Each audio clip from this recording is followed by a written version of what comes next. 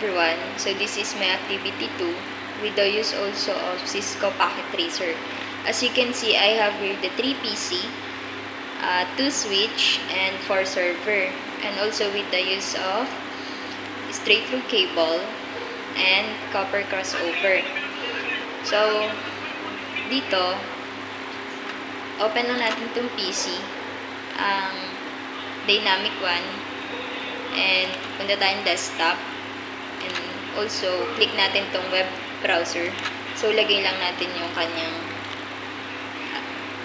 ginamit ko kasi dito is IP address niya 172.16.0.20 para malaman natin yung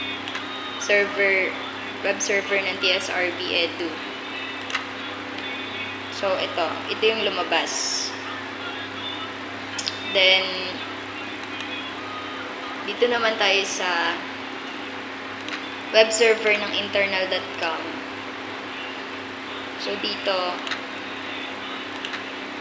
punta ulit tayo ng web browser. Then, lagay lang ulit natin yung IP address niya. .16.0.30. Then, go. So, yan.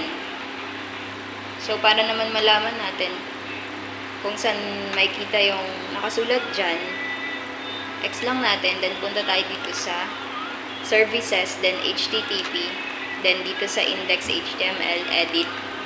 So, yan. Inalis ko lang yung mga nasa baba dito. And that's all. Thank you.